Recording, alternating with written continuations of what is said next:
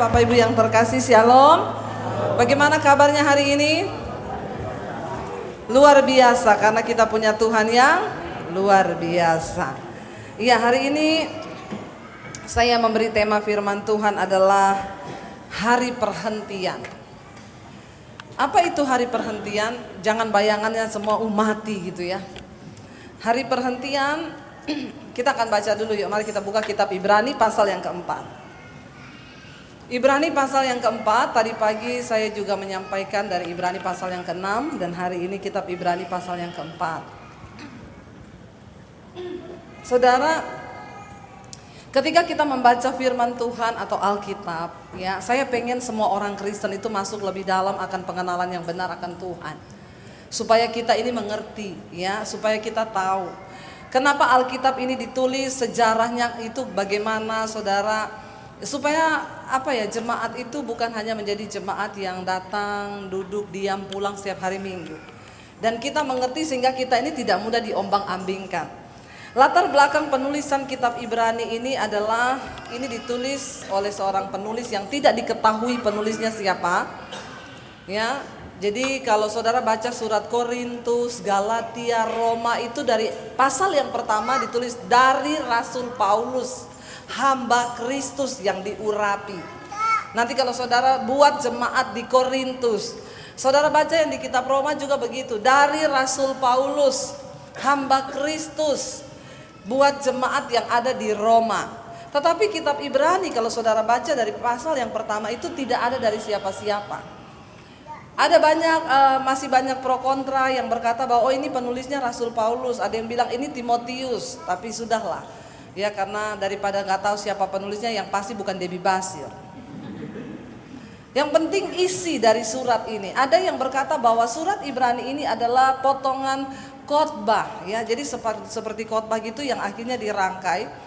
Kalau saudara lihat bagaimana Alkitab ini ditemukan, dulu hanya merupakan gulungan kitab-kitab dari pohon papirus yang ditulis, ya, dengan bahasa aslinya, lalu dikumpulkan orang, lalu dikanon. Jadi prosesnya panjang. Jadi kebangetan kalau saudara itu nggak mau baca Alkitab. Amin.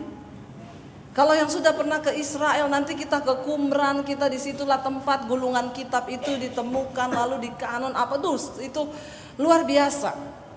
Nah, kitab Ibrani adalah salah satu kitab yang tidak diketahui pasti siapa penulisnya, tapi nggak penting bagi kita, yang penting adalah isinya. Yang pasti surat ini ditujukan untuk orang-orang Ibrani pada waktu setelah mereka rasul-rasul dipenuhi Roh Kudus, lalu mulai mereka memberitakan Injil tersebar itu ke Korintus, Galatia, ke Roma, ya, lalu terjadi penganiayaan kan buat orang-orang Kristen. Saudara, kalau saudara baca di sejarah Alkitab bagaimana orang Kristen dianiaya pada waktu pemerintahan Kaisar Nero, Kaisar siapa tuh semua, itu orang Kristen dibunuh loh. Dibunuhnya itu bukan cuma dilepas di satu lapangan, orang-orang Kristennya taruh di situ, lalu singa-singa yang lapar, yang gak pernah dikasih makan 1 minggu 1 bulan, itu dilepas di dalam lapangan itu, lalu mereka itu dimakan sama singa. Ya, lalu ada yang digoreng. Makanya terjadi ada kisah-kisah di Alkitab tentang Daniel yang dilempar ke dalam gua singa, tapi singanya tidak nafsu lihat Daniel. Ya. Katanya singanya tidak tertarik, padahal dia sudah lapar sekali. Ada mujizat-mujizat yang terjadi. Kalau kita lihat bagaimana orang Kristen dulu digoreng, ya, Yohanes dimasukkan di dalam belanga yang penuh minyak lalu digoreng di situ. Saudara, beda sama orang Kristen sekarang yang alay lebay. Penderitaannya itu cuma hal-hal yang gak bisa bayar utang, Bu, mau bunuh diri. Gak usah tunggu digoreng, udah mati sendiri. Itu orang Kristen sekarang. Bu, saya tertekan, Bu, kenapa? Ketahuan selingkuh. Penderitaannya itu sekarang yang gitu-gitu. Kita perlu belajar. Lalu kitab Ibrani ini ditulis pada waktu itu murid-murid Kristus sudah tersebar, mereka mengalami aniaya yang begitu luar biasa. Surat ini ditulis untuk mengingatkan supaya mereka tetap kuat. Yuk kita baca ayat yang pertama, 1, 2, 3. Sebab itu baiklah kita waspada, jangan ada seorang di antara kamu yang dianggap ketinggalan, sekalipun janji akan masuk ke dalam perhentiannya masih berlaku. Ya, ada kata perhentian di situ. Makanya saya bilang tadi, saya kasih judul tema firman Tuhan karena tema dari pasal ini tentang hari perhentian. Ya, perhentian dari bahasa aslinya berarti sabat. Kalau zaman dulu orang taunya sabat itu hari ketujuh, beristirahat. Orang Kristen beranggapan hari sabat itu adalah hari Minggu. Ya, kita berhenti dari semua pekerjaan kita lalu kita mengkhususkan diri bagi Tuhan. Bagi orang Advent sabat itu hari Sabtu. Tapi kita akan lihat sabat yang sesuai dengan perjanjian baru yang dimaksud di sini itu apa. Ya. Baca ayat yang kedua, berkata di sana apa?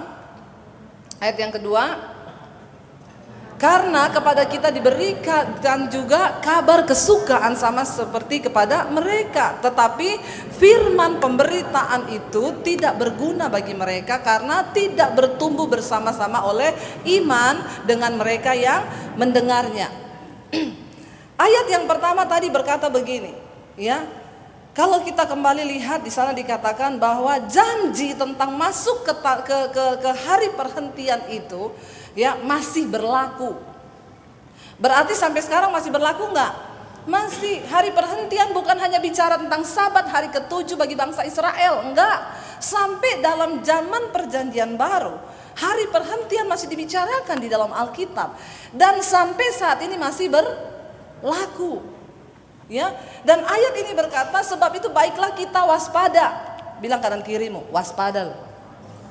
Ya, waspada. Supaya jangan ada seorang di antara kamu yang dianggap ketinggalan.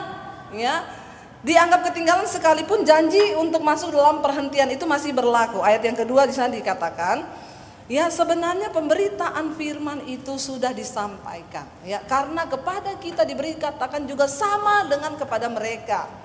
Tetapi firman pemberitaan itu tidak berguna bagi mereka.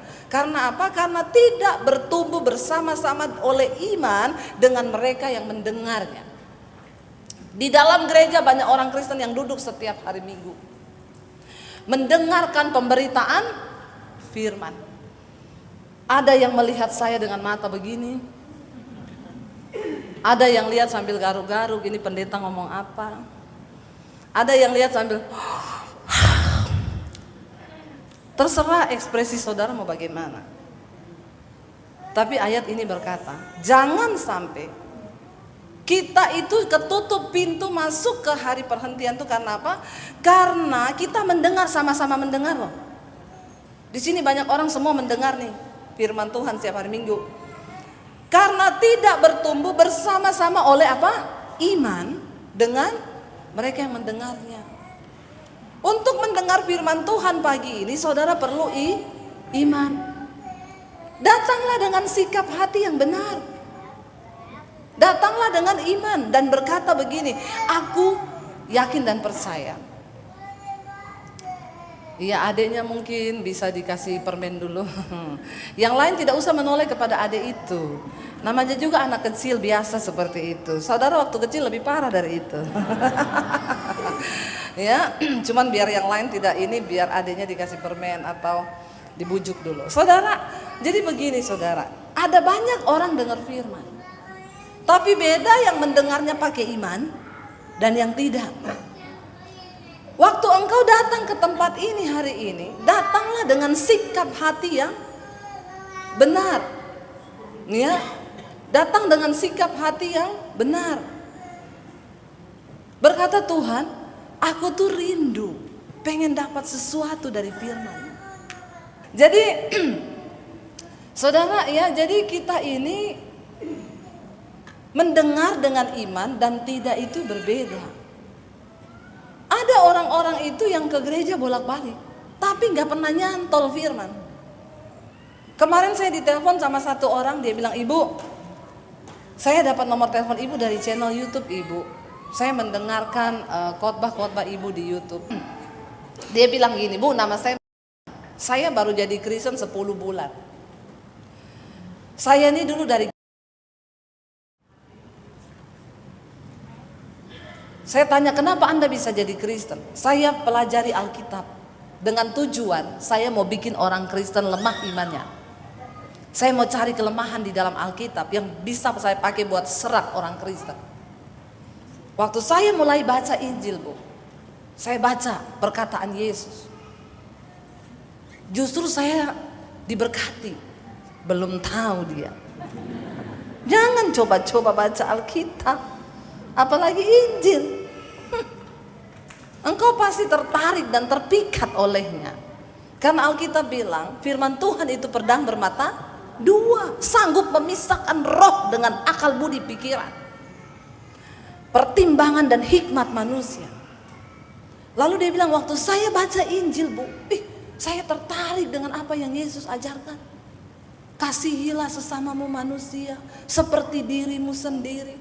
Doakan orang yang aniaya kamu. Padahal saya, jangankan aniaya, orang baik pun disuruh bunuh. Tapi saya tertarik dengan Injil. Lalu saya mulai baca. Orang yang dari seberang tertarik baca Alkitab, nggak tahu orang Kristen. Tertarik nggak baca Alkitab? Bagaimana mungkin membaca saja aku sulit.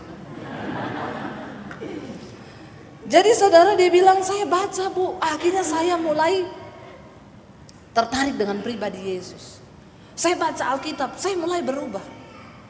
Karena firman Tuhan berkata segala tulisan yang diilhamkan Allah itu bermanfaat untuk menyatakan kesalahan, untuk menegur orang, untuk membawa orang ke dalam jalan kebenaran, dan yang terutama merubah kelakuan. Jadi Alkitab firman Tuhan itu fungsinya merubah kelakuan. Jadi orang ke gereja tiap hari Minggu dengar firman, baca Alkitab, kelakuannya nggak berubah, itu yang saya bingung. Ini tadi ayat yang bilang apa? Pemberitaan firman itu tidak bertumbuh bersama-sama dengan iman mereka yang mendengarnya. Kupingnya di sini tapi nggak tahu imannya ada di mana. Lalu dia bilang saya mulai bertumbuh, Bu. Akhirnya saya menerima Yesus sebagai Tuhan dan Juru Selamat. Lalu hidup saya mulai diubahkan. Lalu sekarang ibu saya dan beberapa teman yang sesama kami dari sana, sekarang kami gencar untuk pemberitaan Injil. Kami pergi, Bu, ke daerah-daerah untuk memberitakan Injil. Kenapa? Karena firman Tuhan itu luar biasa. Itu orang yang bukan Kristen, iman mereka bertumbuh. Ya, kenapa? Dia mendengarkan firman, dia membaca firman, lalu Alkitab merubah. Dia bilang begini, tapi Bu, ibu tahu nggak? Saya hari-hari ini tersandung. Dengan siapa? Dengan orang Kristen. Bahkan beberapa pendeta. Saya bilang, Pak, enggak usah tersandung, Pak. Tersanjung saja. Kenapa Bapak nggak perlu tersandung? Saya, Pak, kalau mau tersandung sama orang Kristen, saya dulu pernah bilang sama satu orang pendeta, Pak, lihat model pendeta kayak Bapak, saya pengen pindah lagi. Bener. Tapi untung saya lihat Yesus, nggak lihat Bapak. Jadi Bapak nggak usah tersandung, Pak. Karena Alkitab bilang, Yesus bilang, manusia pasti mengecewakan. Ya, tetapi Tuhan itu tidak mengecewakan. Dia bilang, iya Bu, saya waktu dengerin khotbah Ibu di YouTube, wah ini cocok nih sama saya. Bicara tentang kekudusan, bicara tentang perubahan karakter, itu yang orang Kristen harus dengar. Saya diundang di beberapa persekutuan mereka punya persekutuan, saudara. Tapi sayang mereka itu nggak ada yang dukung. Orang Kristen tidak mendukung. Mereka cuma pinjam ruangan di mana boleh dipinjam. Saya lihat tayangan pengumuman dana kas kita bulan ini 15 juta. Ya, itu semua. Ya, mereka kalau sebelum ibadah baca doa Bapa kami dalam bahasa Arab. Wow, saudara. Lagu-lagunya, saudara. Lagu-lagunya nggak kayak kita orang Kristen. Allah mengerti, Allah peduli. Ada masalah, Allah mengerti. Alay lebay. Mereka tidak. Lagunya beritakan Injil, kabar baik. Apapun harganya, berapapun harus kita bayar. Saya memang lihat gini, oh memang beda. Beda. Kenapa? Mereka itu terima Yesus dengan harga yang mahal. Dibayar dengan nyawanya. Bahkan tidak sedikit yang diusir dari keluarganya termasuk saya. Saya pernah mengalami rasanya hidup nol min. Tidak punya siapa-siapa, tidak punya uang, tidak punya satu orang pun yang bisa saya taruh penghidupan saya, nggak ada. Saya merasakan itu waktu saya terima Yesus. Makanya orang-orang dari seberang itu kalau mereka berjuang benar-benar itu saudara, wah iman tangguh, imannya mereka itu luar biasa. Beda sama orang Kristen yang dari lahir sudah haleluya, nggak nangis lagi. Begitu ceprot di rumah sakit haleluya, mamanya bilang shalom.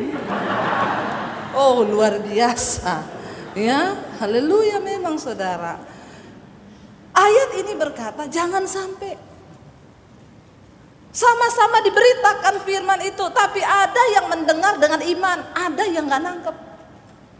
Lebih lagi orang Kristen sekarang, tadi pagi saya sampaikan, bukan cuma meninggalkan kebenaran, bikin kebenaran baru. Itu yang wow.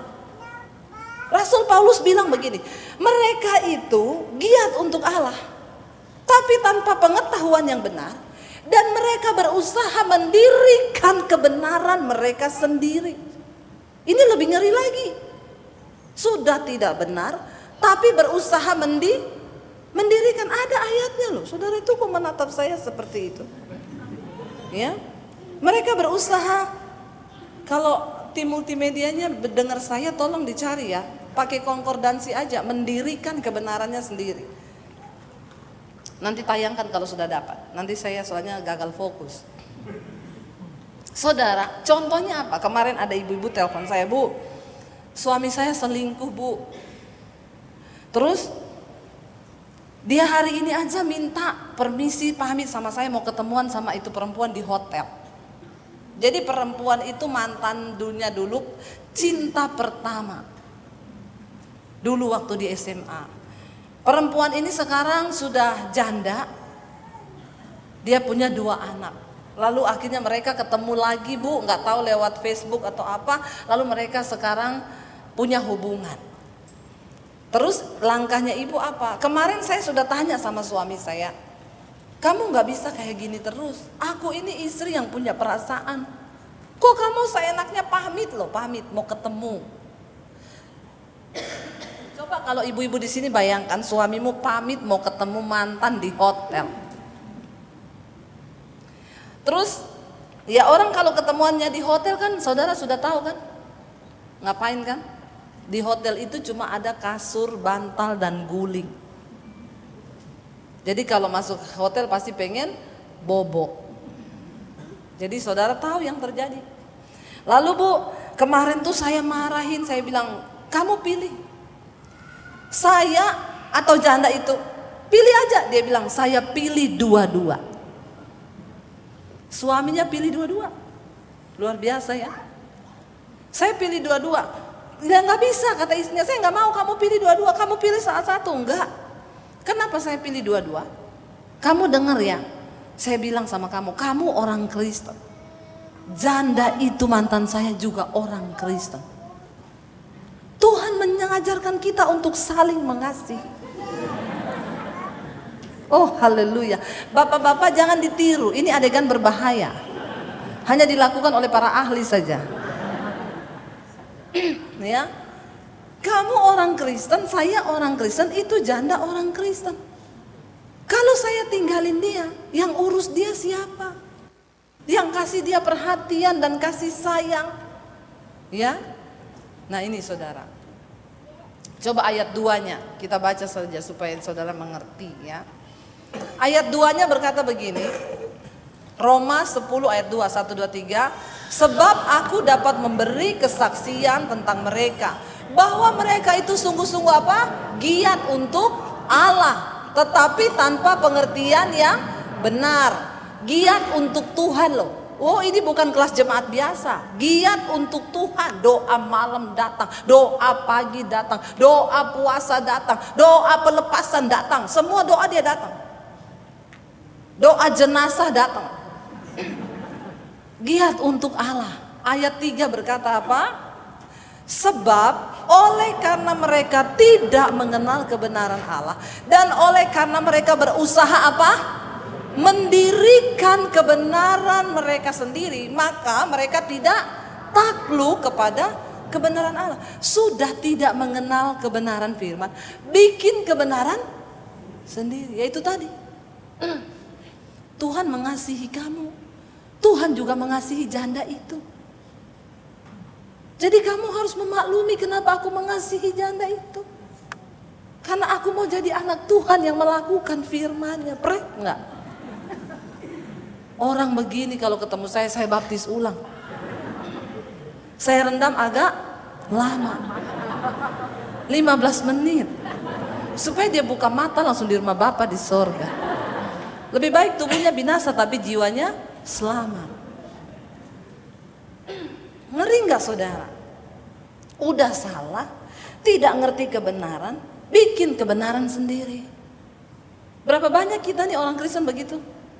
Kita bikin kebenaran kita yang menurut itu kita tuh benar.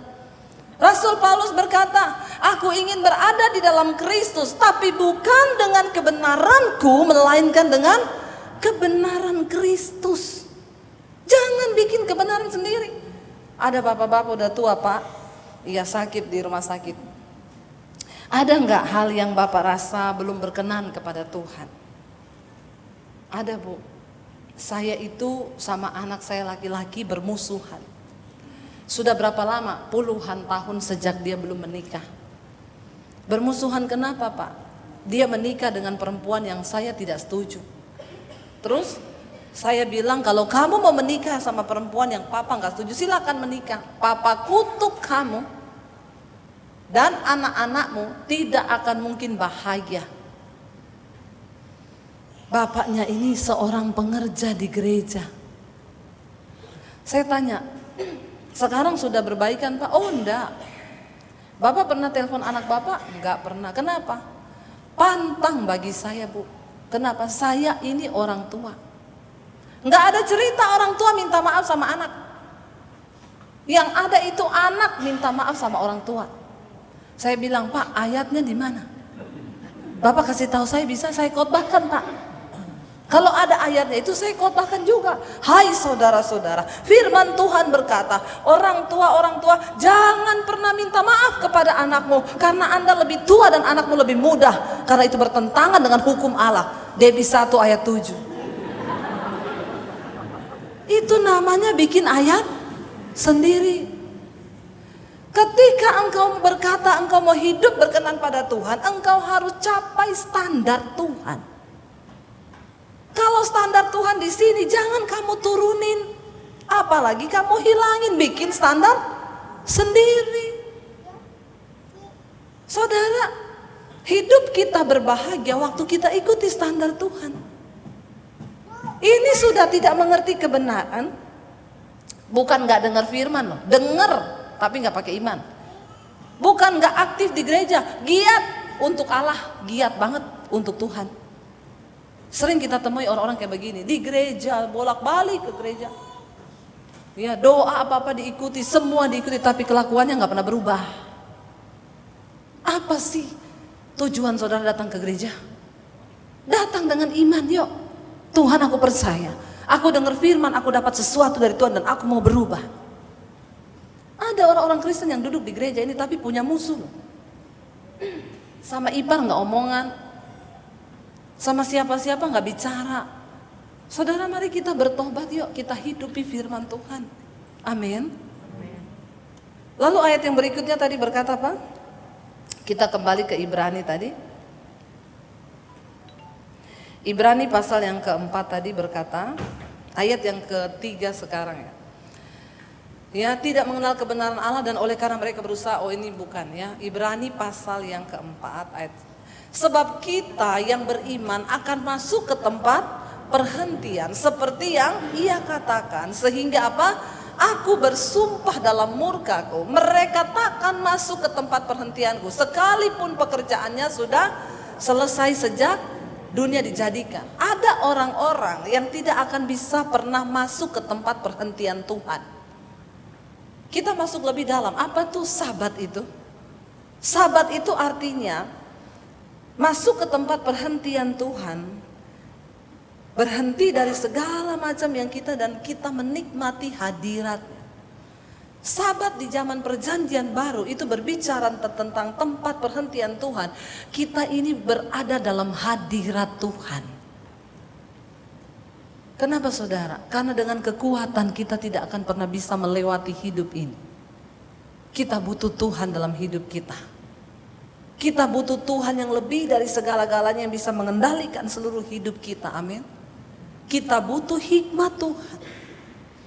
Bapak-bapak para pengusaha, engkau tidak bisa berjalan dengan hikmatmu sendiri. Saya sudah banyak ketemu dengan pengusaha-pengusaha hebat. Asetnya ratusan miliar, jatuh tergelincir karena salah mengambil keputusan. Semuanya gak bisa diulang kembali. Rendahkan dirimu di bawah kaki Tuhan. Dan katakan, aku butuh hikmatmu. Itu artinya engkau ada di tempat perhentiannya. Ada saat-saatnya engkau duduk dan berkata, Tuhan, keluarga kami ini membutuhkan engkau. Suami istri duduk gandeng tangan dan berkata, Tuhan, kami perlu engkau dalam pernikahan kami. Tadi pagi saya sampaikan, saudara, pernikahan itu dibangun. Kenapa sekarang banyak terjadi perceraian di kalangan Kristen? Karena orang Kristen itu lupa bahwa pernikahan itu harus dipupuk. Kita di sini sekarang tuh kebalik, sibuk dengan prewed. Waktu prewed itu semua yang manis dikeluarkan. Makanya saudara lihat foto-foto prewed, satu di atas batu karang, satu di bawah. Foto saudara, satu di atas pohon, satu di bawah. Di atas tebing ombak berpelukan, sekalipun dihajar sama ombak dari belakang tetap kuat berpelukan. Itu foto prewed. Ya, tunggu kalau sudah afterwed. Banyak orang Kristen sekarang itu cuma top di awal. Sebelum pernikahan semuanya dipersiapkan. Bahkan maaf, banyak yang utang gara-gara menikah. Tidak usah angkat tangan. Bertobat saja. Teman saya telepon saya, doakan ya, kenapa? Saya ini lagi pengajuan bank, tapi belum disetujui bank kredit saya. Buat apa? Saya mau menikah. Saya bilang, enggak usah nikah kalau utang. Benar gak saudara? Karena esensi dari sebuah pernikahan itu bukan pestanya. Amin. Esensi dari pernikahan itu kan pemberkatannya. Saya waktu mau menikah sama suami saya di Solo, saya bilang sama suami saya, kalau kamu enggak punya uang, enggak usah resepsi kita. Jangan minta uang orang tuamu. Kita diberkati di gereja sudah cukup.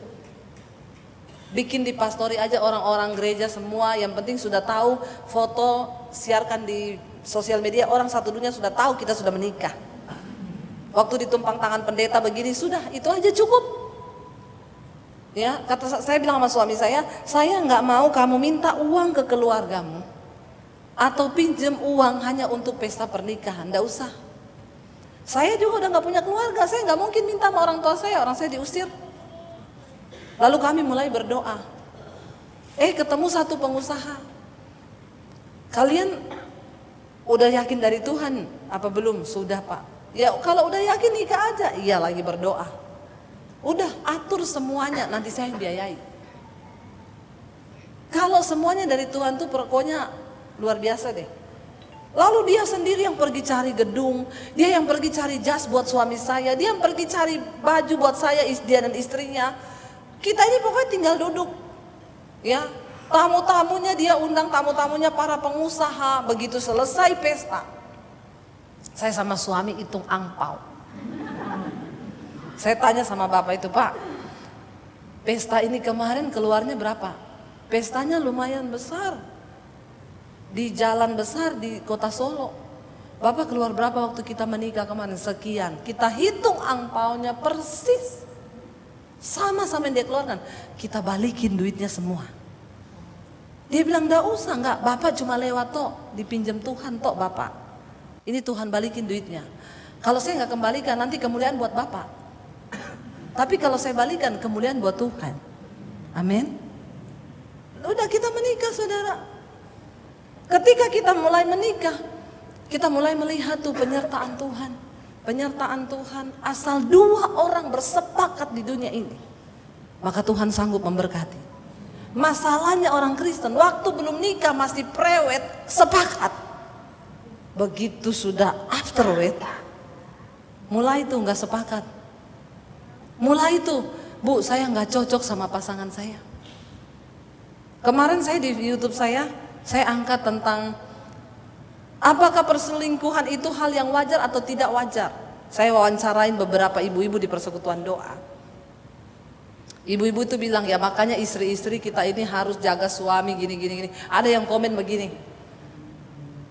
ya, iya enak banget komen-komennya gini. Mungkin belum pernah rasa suaminya diambil sama pelakor. Terus dia bilang gini, coba rasakan kayak saya. Saya sudah berdoa takut Tuhan dapat suami pemabok, penjudi, pesinah, pemarah. Komplit banget suaminya. Spesial pakai telur. Pemarah, pesinah, petinju, ya, pemabok, penjudi. Wah itu, saya bilang, Bu, kalau saya mau jawab dengan kasar, siapa suruh lu nikah sama dia? Itu kan bahasa kasarnya. Saya cuma bilang, Bu, semua keputusan itu ada resiko. Iya kan? Apalagi pernikahan. Makanya orang itu kalau mau cari jodoh, mending lama berdoa daripada cepat-cepat. Karena ini kita salah pilih, salah masak nasi, menyesal 1 hari. Salah pilih jodoh, nyesel seumur hidup. Dan gak bisa tuker-tuker. Amin. Makanya satu ya satu, yang muda-muda yang belum menikah di sini, berdoa, Tuhan, ya lebih baik saya lama. Tapi ingat baik-baik, di bawah 30 tahun jodoh di tangan Tuhan, di atas 30 tahun Tuhan lepas tangan. Jadi jangan terlalu lama juga berdoanya. Yang penting lihat yang sesuai pertobatan. Setidaknya yang perempuan kalau pilih jodoh itu, yang pertama dia mau ke gereja, diajak doa mau. Itu aja dulu, coba ajak doa. Kita nanti malam minggu kemana? Doa yuk. Nah kalau dia mau, udah jadikan itu jodoh. Ya kalau ngapain sih doa. Itu bahaya itu saudara ya. Yang kedua, yang wanita kalau cari suami, jangan yang sama masih merokok. Saya dulu waktu cari jodoh itu standar saya. Mau seganteng dan sekaya apapun, kalau datang begini, tidak masuk dalam kamus saya. Kenapa? Karena wanita super hanya untuk pria super. Debbie Teguh. Iya enggak? Tuhan udah tebus kita, harganya lunas dibayar. Jangan mau turunkan standarmu untuk laki-laki yang tidak pantas. Dia takut Tuhan. Lalu dia tidak merokok, punya nilai-nilai karakter yang baik di dalam Tuhan. Saudara, banyak orang Kristen beranggapan kalau udah menikah udah nggak usah dibangun. Jangan. Ada orang waktu belum nikah foto berdua terus di sosial media, foto prewed, diangkat terus. Begitu sudah menikah, baru 1 minggu menikah udah nggak ada foto berdua. Dari situ udah kelihatan ya. Coba setelah, makanya saya bilang sama suami saya kapan-kapan yuk kita foto kayak orang mau menikah itu di batu-batu karang. Terus kita angkat jadi album di Instagram atau di Facebook, kita tulis gini, afterwed. Bener gak saudara? Itu yang bener. Setelah 19 tahun pernikahan masuk tahun yang ke-20 nih ayo kita bikin begitu. Saya sama suami sampai sekarang masih kirim-kiriman love loh di WA.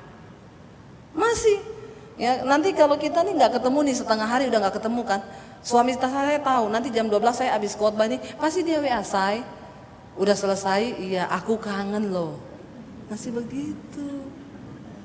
Amin bapak-bapak, amin ibu-ibu, ibu-ibunya nggak ada yang amin. Pernikahan itu dijaga, dirawat. Bagaimana caranya? Mari kita kembalikan fungsi Alkitabiah.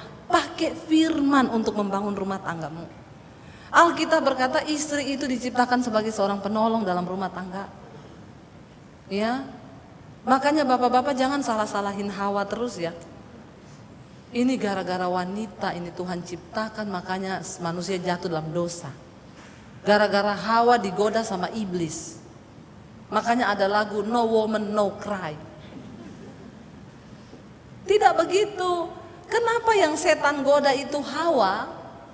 Karena setan tahu Hawa diciptakan sebagai penolong. Wanita penolong itu saudara. Saya itu kalau pulang pelayanan dikasih roti. Saya buka rotinya. Pisang coklat kesukaan suami saya. Enggak jadi saya makan, saya masukin lagi. Saya ambil satu keju kesukaan anak saya yang gede. Saya masukin lagi. Ambil satu, ini coklat toh kesukaan anak saya nomor 2. Akhirnya saya tidak makan. Karena wanita itu penolong. Kita kalau di rumah semua satu keluarga mau makan, udah nggak ada nasi nih. Ya kita kan kasih dulu suami kan. Terus dia tanya, kamu nggak makan? Nggak, masih kenyang. Padahal nasi habis. Lain kalau wanita perongrong, dia makan duluan. Dia nggak peduli tuh suami sama anaknya lapar, pokoknya dia makan dulu. Suaminya tanya, kamu udah makan? Belum. Itu perongrong itu. Ya, ketika setan goda Hawa, setan bilang, Hawa, makan buah itu, kamu akan jadi sama seperti Allah. Dan Alkitab berkata, Hawa ambil buah itu dia makan. Ketika tinggal separuh, teringatlah dia akan suaminya. Bener kan? Dia ingat, udah mau habis suamiku belum merasa enak banget. Maka dikasih sama suami. Akhirnya dua-dua jatuh. Coba kalau yang iblis ganggu Adam. Adam makan itu buah diam-diam satu pohon habis. Dia tidak kasih istrinya. Waktu istrinya datang, Adam ngapain? Enggak. Kamu makan sesuatu? Tidak. Nah, iblis tahu. Makanya bukan pria yang digoda, wanita. Karena wanita ditakdirkan sebagai penolong. Jadi bapak-bapak jangan salahin wanita terus, amin. Coba bapak-bapak bilang amin. Tidak rela bilang amin ya. Ayo kita taruh firman Tuhan dalam rumah tangga kita. Kalau cari orang cocok, tidak ada orang cocok. Saudara menikah cocok nggak? Ada pendeta khotbah di mimbar. Saya sama istri saya selama kami menikah tidak pernah bertengkar. Saya baptis ulang kau. Saya rendam agak lama 15 menit lagi di pendeta ini. Ada orang percaya manusia nggak bertengkar? Kalau saya nggak mau yang pencitraan begitu. Saya sama suami saya sering bertengkar. Kenapa? Karena memang kita tidak cocok. Sampai saat ini saya sama suami cocok? Tidak. Cuma satu yang mencocokkan kami, yaitu firman Tuhan. Ketika suami tunduk pada firman, istri tunduk pada firman, maka kita bisa jadi cocok. Kita perlu berada di tempat perhentiannya Tuhan, di dalam hadirat Tuhan, supaya kita dimampukan untuk menjadi pelaku-pelaku firman Tuhan. Nah, kalau saya berkomitmen melakukan firman, suami saya berkomitmen melakukan firman, itu kan yang bikin kita cocok. Bener gak? Kenapa sampai detik ini kami masih punya komitmen berantem 5 menit cukup? Sampai detik ini kita bikin komitmen itu. Karena namanya 2 orang menjadi satu, itu tidak mudah. 2 orang jadi satu. Yesus bilang, rumus dari pernikahan Kristen 1 tambah 1 sama dengan 1. Jangan bilang 2, saudara bikin ayat baru. Pernikahan Kristen Yesus bilang 1 tambah 1 sama dengan 1. Artinya apa? Separuh saya mati, separuh suami saya mati. Apa yang dimatikan? Daging. Apa yang dimatikan? Ego. Amin. Keakuan. Itu yang harus kita matikan. Tadi pagi saya sampaikan, ada satu orang suami datang sama saya, Bu, tolong kasih saya ayat yang ngomong gini, hai istri, tunduklah kepada suamimu. Saya bilang, buat apa Pak? Mau saya kasih istri saya biar dia itu belajar lakukan firman. Sebentar Pak, sebelum saya kasih yang buat istri Bapak, saya cari dulu yang buat Bapak. Ya, yang buat suami dulu ya Pak ya. Kan Bapak tanya nih Pak ya. Saya kirimkan ayatnya. Demikian jugalah suami. kasihilah istrimu seperti engkau mengasihi tubuhmu sendiri.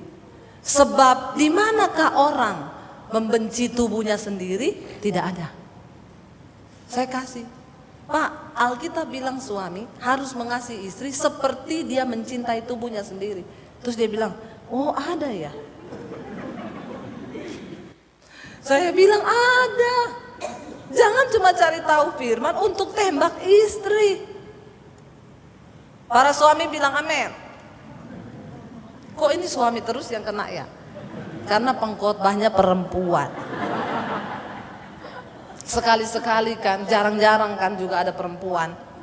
Ya, jadi saya bilang, Bapak, kalau Bapak sudah melakukan ayat itu, mencintai dan mengasihi istri seperti tubuhmu sendiri, baru Bapak bisa tuntut istri, tunduklah kepada suamimu. Kenapa ada istri yang tidak tunduk pada suami? Karena di situ pasti ada suami yang tidak mengasihi istri. Bapak-bapak, kenapa ada istri yang tidak tunduk pada suami? Karena di situ pasti ada suami yang tidak mengasihi istri. Bapak-bapak bilang, aminnya itu tidak rela. Ya, benar nggak? Ayo kita mau komitmen melakukan firman. Jangan sampai ayat tadi bilang kita nggak dapat kesempatan masuk. Yang pertama arti dari hari perhentian itu berada dalam hadirat Tuhan. Suami istri, mari tiap hari kita mau berada di dalam hari perhentiannya Tuhan. Dan kita mau berkata, Tuhan, tidak bisa dengan kekuatan kami. Kami butuh Engkau dalam rumah tangga kami. Kami butuh Tuhan bagi anak-anak kami, saudara. Dengar baik-baik, hari-hari ini banyak orang tua telepon saya kelabakan untuk bimbing anak. Makanya mereka dengan cepat tuh kalau ada pendaftaran untuk pengembangan diri anak, memperbaiki karakter, biar bayar 20 juta 3 hari, rela tuh mereka bayar. Kenapa? Mereka pikir anaknya bisa bertumbuh di situ, karakternya bisa dirubah. Nggak bisa. Pendidikan karakter bagi anak yang pertama itu di rumah. Kenapa saudara? Teladan kita berbicara lebih keras daripada perkataan kita orang tua dengar. Kita nggak bisa nuntut anak kita hidup kudus, kita nggak bisa nuntut anak kita ini kalau kita tidak memberikan contoh. Makanya Alkitab firman Tuhan bilang, Tuhan memperingatkan bangsa Israel, peringatkanlah, ajarkanlah hukum-hukumku kepada anak-anakmu. Waktu engkau duduk di meja makan, waktu engkau dalam perjalanan, dimanapun ucapkan firman buat anak-anak kita. Tapi persoalannya sekarang, orang tuanya aja pada nggak tahu firman. Bagaimana mau ajarkan kepada anak? Terjadi banyak kekacauan. Anak-anak muda itu sekarang mereka punya guru itu internet. Dengan bebasnya semua informasi itu masuk ke pikiran anak-anak kita. Mereka lihat semuanya tanpa filter. Yang bisa menjadi filter bagi anak orang Kristen apa? Firman. Amin. Saya kemarin ada orang tua yang konseling, Ibu, anak saya itu sejak dia ngefans sama satu bintang Korea, tiba-tiba Bu dia jadi berubah Bu. Sekarang gak mau makan, pengen diet biar kurus kayak dia. Sekarang lebih gila lagi Bu, bukan cuma gak mau makan, makanan di rumah dibuang semua. Saya sudah bawa dia berobat ke psikolog Bu, tapi gak ada hasil. Sekarang lebih gila lagi Bu, dia paksa adiknya untuk makan banyak biar adiknya gendut, dia kurus. Saudara, ini problem loh. Dan ini banyak terjadi loh saudara. Kemarin saya temuin ada satu kasus anak bunuh diri karena menjadi penggemar film-film itu. Cuma karena alasannya apa? Cantik banget. Umur 19 tahun, skripsinya ditolak sama dosennya, dia gantung diri. Ngeri saudara. Kita gak bisa pasrahin pertumbuhan anak-anak kita kepada orang lain. Para orang tua, saya mau bilang engkau tidak punya pilihan hari ini bertobat. Masuk kepada perhentian Tuhan itu, dalam hadirat Tuhan, supaya kita bisa mengarahkan anak-anak kita kepada jalan Tuhan. Amin. Yang berikutnya dikatakan begini, Ayat yang berikutnya, ayat yang keempat, mari kita baca. Sebab tentang hari ketujuh pernah dikatakan di dalam satu nas, dan Allah berhenti pada hari ketujuh dari segala pekerjaannya. Ayat yang kelima itu sabat, perhentian itu ya, Tuhan berhenti di hari yang ketujuh. Dan dalam nas itu kita baca, mereka takkan masuk ke tempat perhentianku. Ya, kenapa? Ayat yang keenam, baca sama-sama. Jadi sudah jelas bahwa ada sejumlah orang akan masuk ke tempat perhentian itu, sedangkan mereka yang kepadanya lebih dahulu diberitakan kabar kesukaan itu tidak masuk karena ketidaktaatan mereka. Hati-hati saudara yang sudah dengar firman Tuhan, yang tadi saya sampaikan, yang dari kecil Kristen, sudah mendengar Alkitab, sudah tahu Alkitab, tapi kalau engkau hidup dalam ketidaktaatan, engkau bisa tidak masuk ke tempat perhentian. Yang kedua, tempat perhentian itu berbicara tentang kerajaan Allah, sorga. Kerajaan Allah di bumi itu berbicara tentang hadirat Tuhan, kebenaran, damai sejahtera dan sukacita. Ini perhentian yang ada di bumi. Kita tinggal dalam hadirat Allah, ada kebenaran, damai sejahtera dan sukacita. Bicara tentang perhentian yang akan datang, itu bicara tentang kerajaan sorga yang kekal abadi setelah kita mati nantinya. Jangan bermain-main dengan ketaatanmu kepada firman Tuhan. Hari ini ambil keputusan untuk taat. Amin. Apapun kondisinya, aku mau taat melakukan firman-Mu Tuhan. Engkau harus masuk di dalam perhentian Tuhan. Sediakan waktu, duduk di kaki Tuhan, berdoa, baca Alkitab. Sebelum engkau naik mobil, narik Grab, berdoa Pak, baca Alkitab. Amin. Kenapa saudara? Saya cuma mau bilang satu hal. Kenapa kita perlu masuk dalam perhentiannya Tuhan? Karena dalam perhentian Tuhan itu ada sukacita dan damai sejahtera. Engkau punya uang berapa banyak pun, tidak bisa jamin engkau bisa menikmati semua yang sudah Tuhan beri. Ada orang dikasih karunia untuk cari uang banyak, tapi tidak diberi karunia untuk menikmati berkat. Ada. Makanya Pengkhotbah 3 berkata, aku telah melihat kesia-siaan di bawah langit ini. Tuhan memberikan manusia itu pekerjaan hanya untuk melelahkan diri. Loh, kita kerja gak bisa nikmati, lelah gak? Lelah. Udah kerja gak bisa nikmati, lelah banget. Makanya Pengkhotbah bilang begini, adalah baik bagi manusia di bawah matahari ini untuk berjerih lelah, lalu mendapatkan jerih payah dan menikmati jerih payah itu, bersenang-senang dengan apa yang mereka dapat.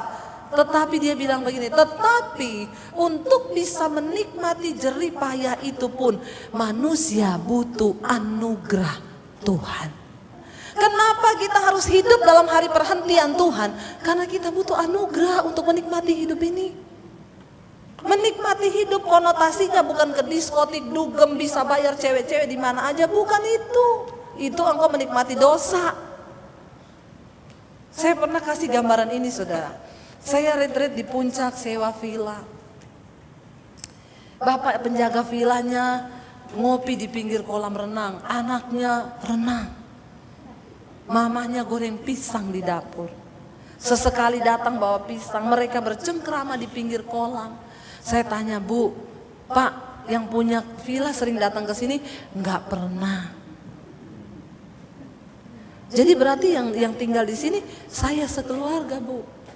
Ya begini, anak saya tiap hari berenang. Saya ngopi di pinggir kolam. Istri goreng pisang. Saya bilang, selamat Pak, Bapak lebih dari pemenang. Bener gak? Iya.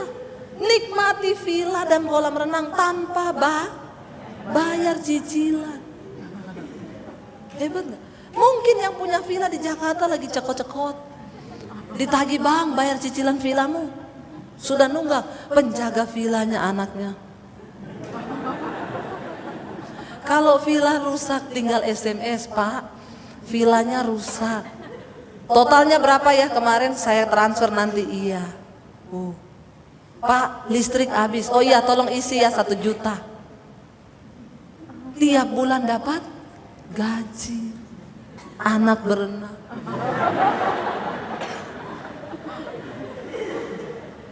Lebih dari pemenang. Tunggu saudara, dari gambaran ini, mari kita menyadari arti hidup. Arti hidup manusia itu apa?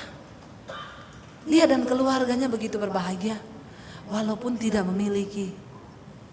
Ada orang-orang yang tidak dikasih karunia untuk memiliki, tapi dikasih karunia untuk menikmati. Apa sih arti kebahagiaan kita? Bukan waktu kita dapat semua yang kita inginkan. Karena seringkali keinginan hati kita itu bukan standar Tuhan. Bahkan untuk menikmati kebahagiaan engkau butuh anugerah Tuhan. Ayo masuk dalam tempat perhentian Tuhan. Itu tempat terindah di mana engkau bisa menikmati semua yang Tuhan berikan. Bukan soal nyaman atau tidak.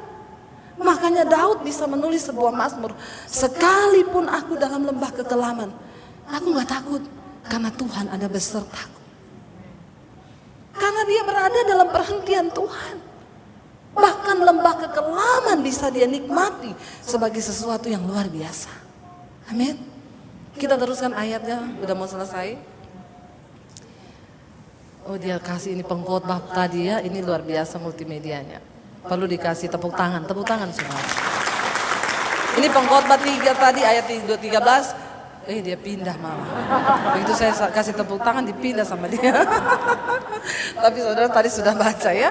Ayat yang sekarang ayat 6 baca sama-sama. Jadi sudah jelas bahwa ada sejumlah orang ya yang akan masuk ke tempat perhentian itu, sedangkan mereka yang kepadanya lebih dahulu diberitakan kabar ya itu tidak bisa masuk karena ketidaktaatan. Engkau bisa menikmati semua yang baik waktu engkau taat kepada firman Tuhan. Itu kuncinya. Yang berikutnya, atau sudah selesai ini ayat Ibrani ayat 7, 1, 2, 3. Sebab itu ia menetapkan pula suatu hari, yaitu hari ini. Kapan hari perhentian itu bisa kita alami dalam hidup kita? Dia menetapkan pula satu hari, yaitu kapan? Hari ini. Bilang kanan kirimu, nikmati Tuhan hari ini. Mulai hari ini ayo masuk dalam hari perhentian Tuhan. Supaya kita bisa mendapat anugerah untuk menikmati semua yang baik. Hari ini ketika ia setelah sekian lama berfirman dengan perantaraan Daud. Seperti dikatakan di atas, pada hari ini jika kamu mendengar suaranya jangan apa? Jangan keraskan hatimu. Kapan kita bisa menikmati hari perhentian Tuhan tuh? Hari ini. Waktu engkau ambil keputusan, yes, aku mau taat pada firman Tuhan. Hidup ini bukan cuma bicara tentang berkat jasmani saudara. Karena suatu saat kita semua akan mati dan tinggalkan dunia ini. Tapi waktu engkau diberi kesempatan untuk hidup, ayo beri arti dalam hidupmu bersama dengan Tuhan. Amin. Jangan hidup dalam kepahitan, jangan hidup dalam ikatan dosa. Orang yang paling bahagia di dunia ini orang yang hidup dalam kekudusan. Mau hidup oke, mau mati pun oke. Makanya Rasul Paulus bilang, aku bingung pilih yang mana. Karena bagiku hidup adalah Kristus, bagiku mati adalah Kristus. Hidup dan matiku adalah milik Kristus. Itu orang yang sudah mencapai kesempurnaan imannya. Lalu ayat yang berikutnya berkata, jadi ingat saudara hari ini ya, kalau engkau mendengarkan suara Tuhan, pulang dari tempat ini lakukan. Perbaiki rumah tanggamu dengan anak-anak, perbaiki dengan suami, dengan istri. Kalau ada hubungan yang rusak, ayo kita perbaiki. 8 baca sama-sama. Sebab andai kata Yosua telah membawa mereka masuk ke tempat perhentian, pasti Allah tidak akan berkata-kata kemudian tentang satu hari lain. Jadi ingat, hari perhentian bukan zaman Yosua dulu. Kalau itu memang yang dimaksud Tuhan tentang hari perhentian itu ya sudah selesai di zaman Yosua. Dan Tuhan tidak akan berbicara lagi tentang satu hari lain. Tapi karena hari perhentian di zaman perjanjian baru masih ada, yaitu orang-orang yang mau hidup dalam hadirat Tuhan. Hidup dalam hari perhentian itu. Ayat yang berikutnya masih ada. Ayat 9. Jadi masih tersedia apa? Satu hari perhentian. Hari ke-7 bagi umat Allah. Ya, lalu ayat yang berikutnya. Sebab barang siapa telah masuk ke tempat perhentiannya, ia sendiri telah berhenti dari segala pekerjaannya. Sama seperti Allah berhenti dari pekerjaannya. Lalu hari perhentian yang terakhir bagi kita adalah masuk dalam kematian. Kematian orang Kristen itu ada 2 kali kematian. Yang pertama kita mati secara fisik lalu dikubur. Yang kedua mati dalam kekekalan. Kalau kita tidak bertobat, kita mati dalam neraka, itu mati kekal. Semua orang Kristen pasti mati yang pertama, semua mengalami mati yang pertama. Tapi mati yang kedua kita yang menentukan. Kalau hari ini engkau putuskan bertobat, masuk dalam perhentian Tuhan, maka engkau tidak akan masuk dalam kematian kekal itu. Tapi kita akan masuk dalam kehidupan yang kekal bersama dengan Tuhan. Amin. Mari kita bangkit berdiri bersama. Terima kasih Bapa, jangan biarkan kami menjadi orang yang keras hati Tuhan. Biar hari ini Engkau yang melembutkan hati kami. Bawa kami dalam perkenanan-Mu Bapa. Kami mau bersama Tuhan melewati setiap badai hidup kami. Karena itu kami mau bilang sampai akhir kami menutup mata, kami mau setia pada Tuhan. Sampai akhir kami menutup mata kami Tuhan. Kami mau setia kepada firman-Mu. Kami mau setia kepada kebenaran dalam ketaatan. Karena itu satu kali lagi kata firman Tuhan, yaitu hari ini Tuhan berbicara, memberikan hari ini.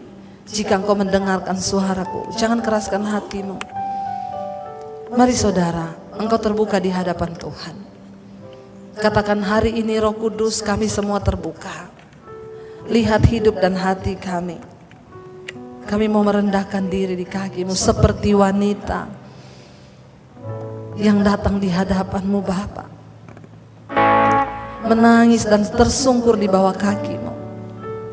Kami mohon anugerah Tuhan untuk kami bisa masuk dalam hari perhentian itu dalam hadirat-Mu Bapa. Mari katakan sama-sama pujian ini.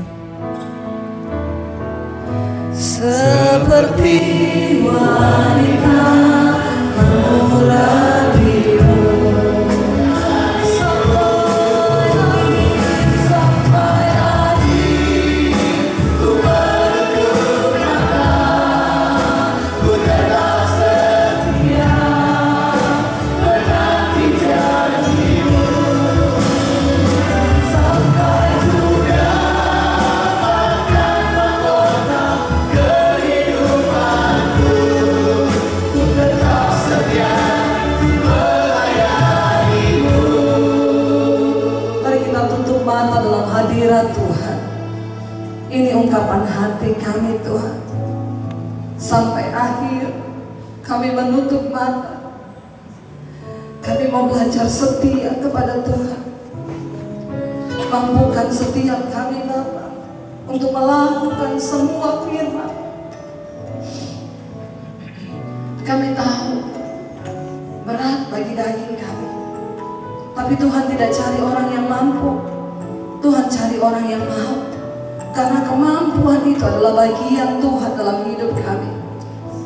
Kami mau bawa hidup kami, rumah tangga, pernikahan kami. Mari saudara yang datang suami istri boleh bergandengan tangan hari ini. Atau engkau yang datang dengan anakmu bergandengan tangan. Kami bawa rumah tangga kami Tuhan. Kami bawa pernikahan kami. Kuduskan kami Bapa. Layakkan dan mampukan kami melakukan firman-Mu dalam kehidupan kami. Kami mau bawa kerajaan Allah masuk dalam rumah tangga dan pernikahan kami. Kami mau berada di tempat perhentiannya Tuhan untuk menikmati semua kebaikan, damai, sejahtera, sukacita itu dalam kehidupan kami Bapa. Bukan karena kami punya uang yang banyak, tapi supaya kami mendapat anugerah untuk menikmati hidup ini.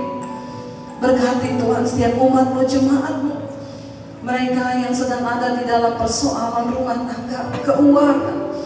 Tuhan, kami percaya Engkau sanggup memulihkan. Tuhan yang sanggup memulihkan. Kami percaya ketika kami mau untuk diubahkan, Tuhan yang bekerja. Hari ini waktunya Bapa. Kami tidak mau mengeraskan hati. Kami mau ambil komitmen untuk taat kepada firman. Kami mau bayar harga. Kami mau taat kepada kebenaran-Mu Bapa. Karena itulah kebahagiaan hidup kami. Terima kasih Tuhan. Dalam nama Yesus kami berdoa dan bersyukur, sama-sama katakan amin. Shalom saudara, jika Anda merasa diberkati dengan channel YouTube saya, Anda bisa komen, like, dan share.